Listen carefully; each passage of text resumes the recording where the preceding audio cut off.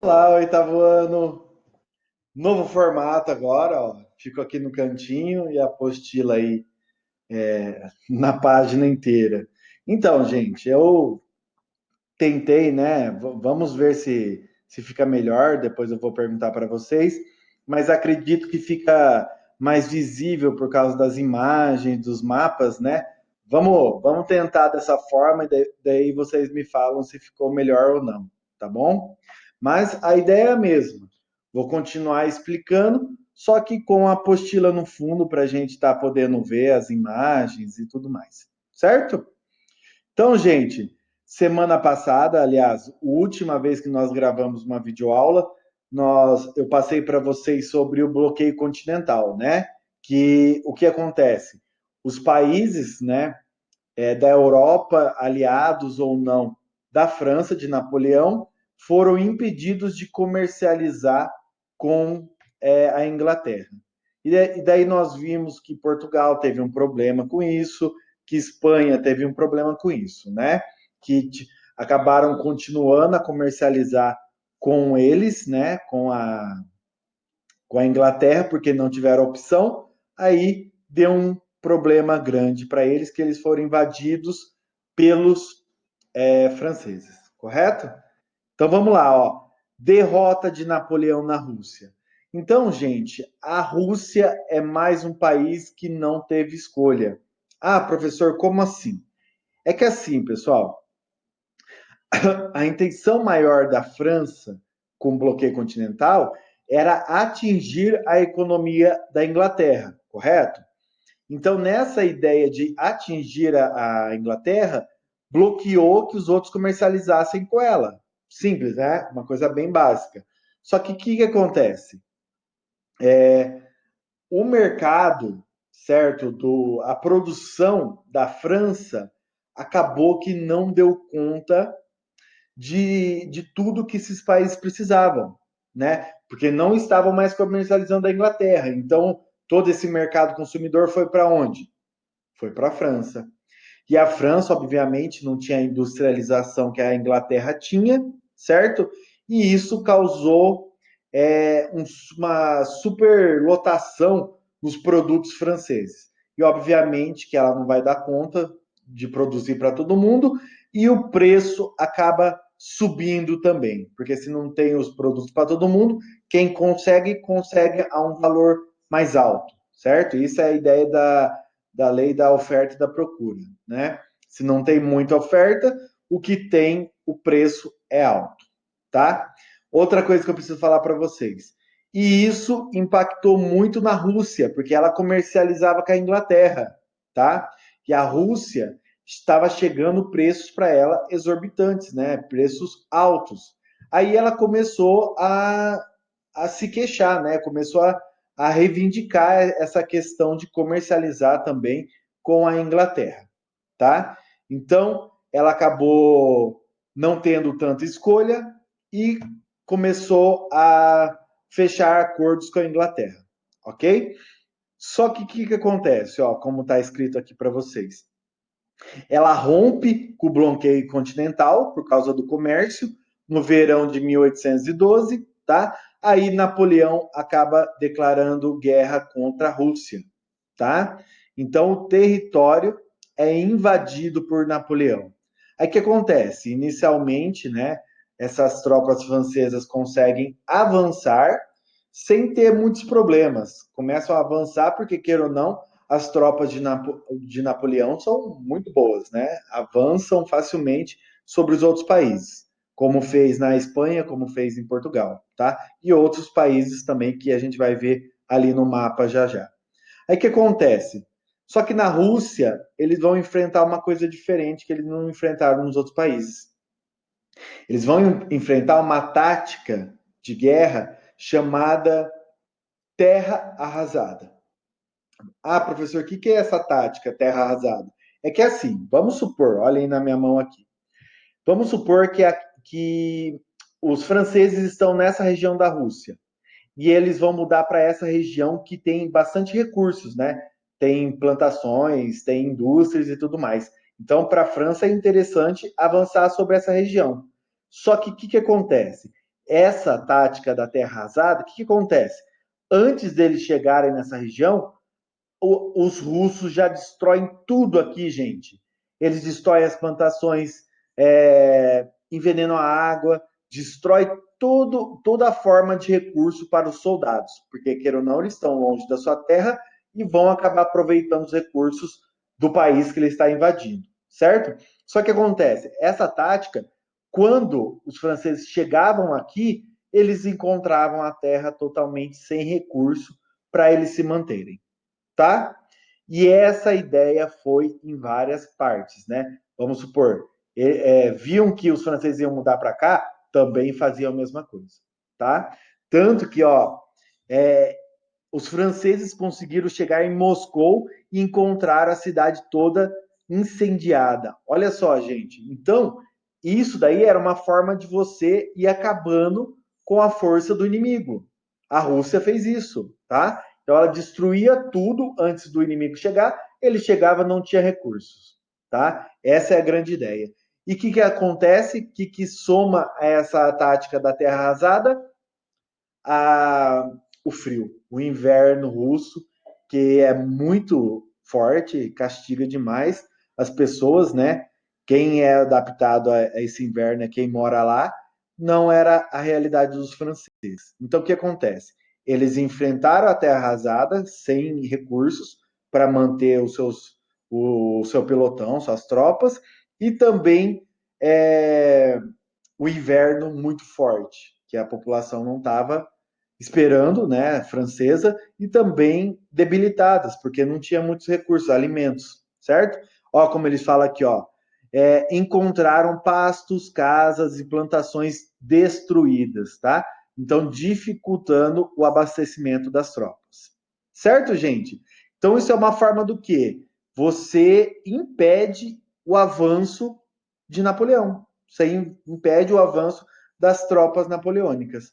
Aí eles se viram acuados com os soldados doentes, os soldados com fome, desnutridos e tudo mais, bem fracos, né, para poder batalhar. Então, como fala aqui, ó, o exército russo na retaguarda aniquila as forças francesas e fazem eles retornarem. Não venceram todas as tropas, tá, gente? Se eu não me engano, Napoleão foi com 250 mil soldados para a Rússia, voltou com por volta de 100 a 150 soldados. Então perde 100 mil aí pelo caminho, mas não é totalmente vencido as tropas francesas, mas eles são obrigados a quê? Recuar de novo para a sua região.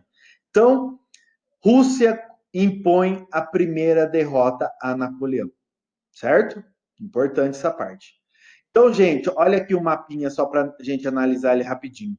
Olha como que era a França de 1789, quando acontece a Revolução Francesa.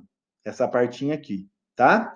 Depois, em 1792, com a Convenção, que é das fases da Revolução Francesa, aí eles anexam essas partes aqui, ó. Essa, tá? E depois, com Napoleão, eles anexam essa parte do lado da Espanha, essa parte na Itália, no norte, no centro aqui da botinha, essa parte nas províncias ilírias, tá bom? E no norte aqui, próximo da Dinamarca, aqui, nessa região aqui que está o naviozinho.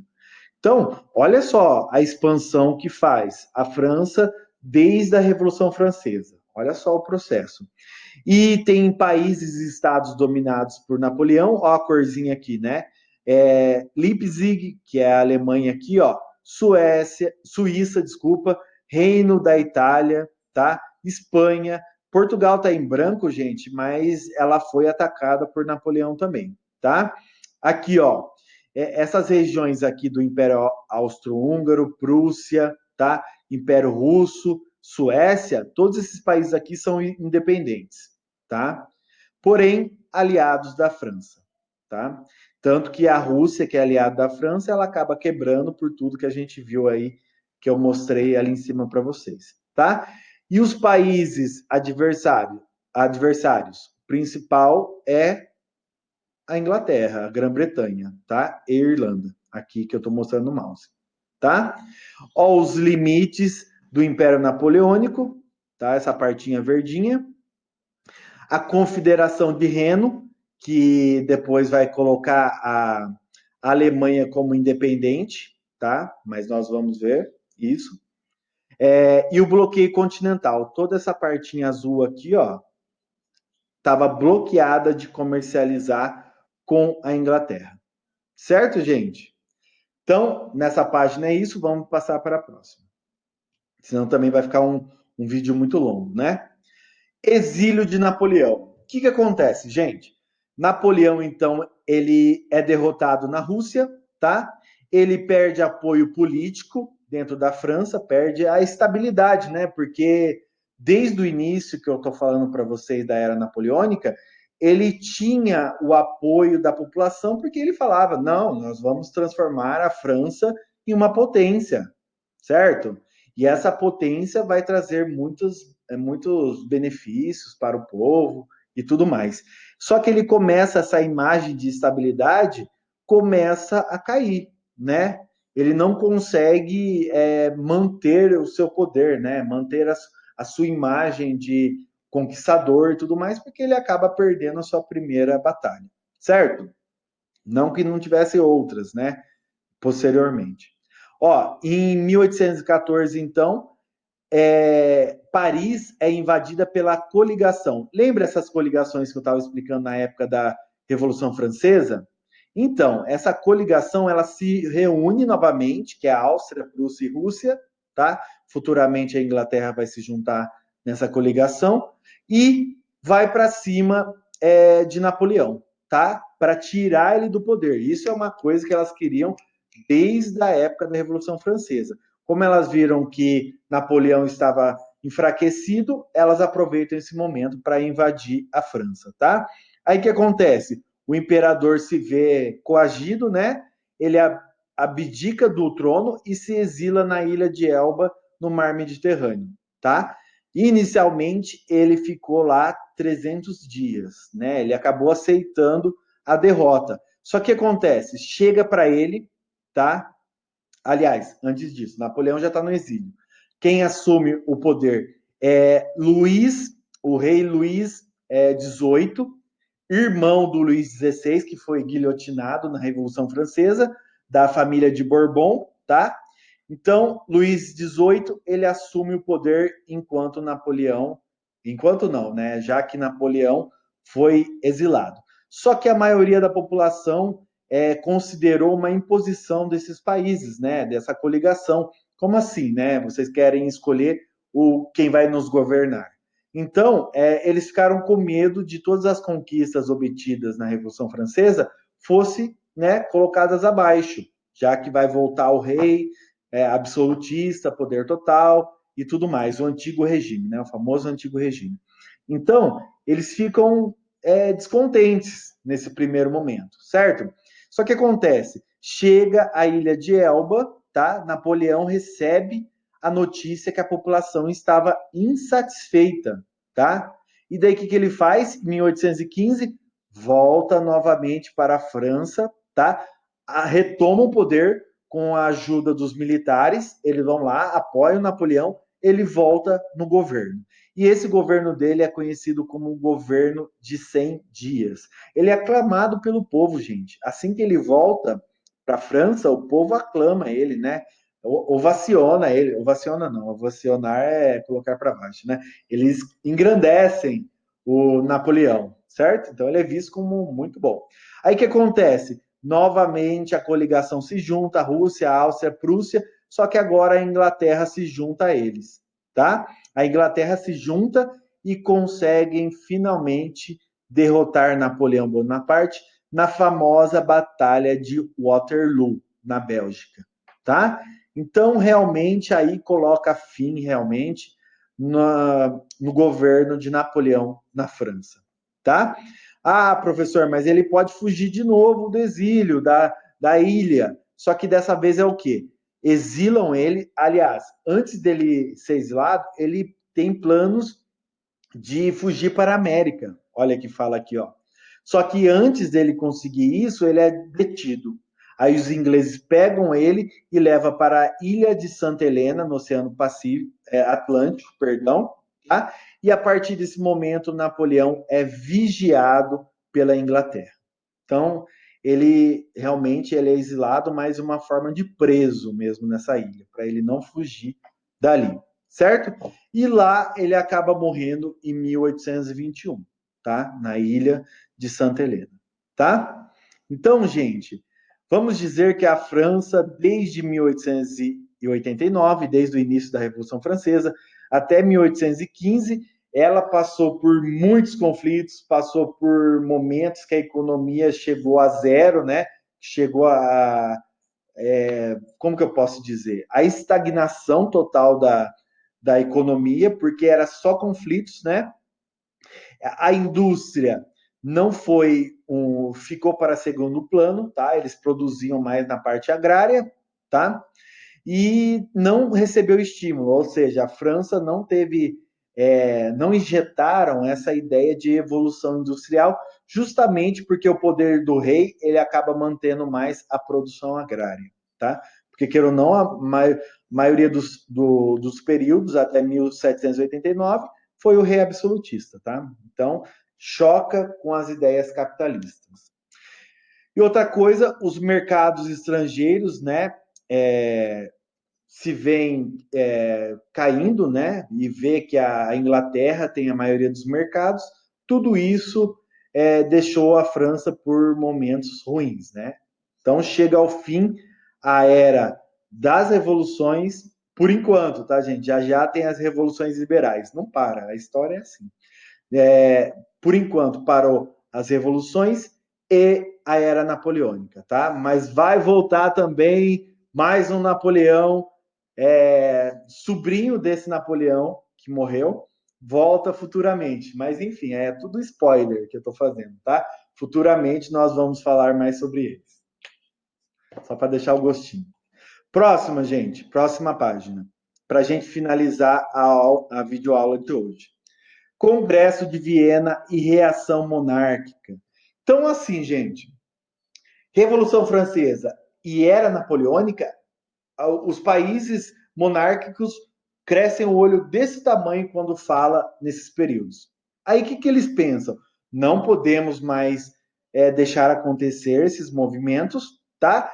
E as regiões que passaram por isso, nós temos que colocar reis, nós temos que restaurar as antigas monarquias absolutistas nessas regiões. Não podemos deixar república e tudo mais. Essa era a ideia principal do Congresso de Viena. O Congresso de Viena, gente, foi a reunião, então, de vários estados europeus liderados por Áustria, Prússia, Inglaterra e Rússia. Nossa, professor, é a coligação, né, que derrubou Napoleão. Justamente, gente, esses são os líderes do Congresso de Viena, certo?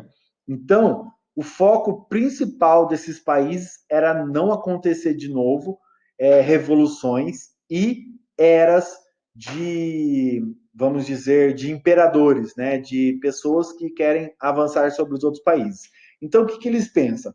Vamos restaurar as monarquias nesses países e vamos limitar as fronteiras. Vamos equilibrar as fronteiras para todos os países europeus, para nenhum ficar mais forte que o outro, para haver um equilíbrio de poder.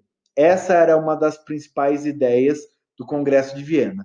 Outro objetivo, né? Aqui, o objetivo era fazer a Europa retornar às configurações de antes de 1789. O que era antes de 1789, professor? Antigo regime, tá?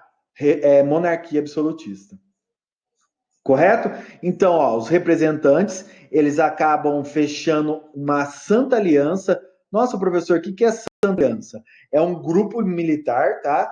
Que ele vai ter o objetivo de reprimir qualquer revolução que tenha na Europa. Ou seja, se tentarem uma revolução de novo na França, a gente vai estar lá para reprimir e não deixar isso acontecer, tá? Olha lá, pacto militar que assegurava às nações participantes o direito de intervir em países para reconduzir o poder ao governante que foi destituído.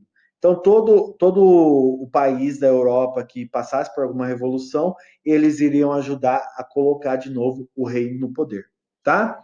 Então, o objetivo disso era deter qualquer movimento revolucionário no continente europeu e reafirmar os valores do antigo regime, ou seja, monarquias absolutistas.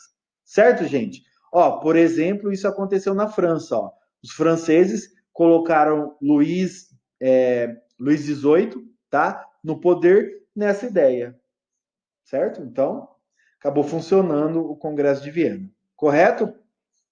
Para finalizar aqui, ó, que eu dei o spoiler para vocês, o Congresso de Viena, entretanto, mostrou-se incapaz de evitar eclosão de movimentos liberais nacionalistas na Europa e nas colônias americanas. Mas isso tudo futuramente, tá? Não vamos atropelar esse caso. E a imagem aí, ó, como nós estamos analisando tudo, né? Estamos chiques agora, estamos vendo todas as fotinhas. Aqui é a reunião do Congresso de Viena com os países representantes, tá? As monarquias absolutistas. Todas as pessoas chiques. Eu pulei, eu acho que, deixa eu ver aqui atrás, a figura de Napoleão, né? Na ilha de Santa Helena, que foi a última que ele ficou e acabou falecendo lá. Certo, gente? Espero que tenham gostado dessa forma. Me deem um feedback depois para ver o que acharam. E eu acho que vai ser massa dessa forma. Certo? Qualquer coisa me chamem, estou à disposição.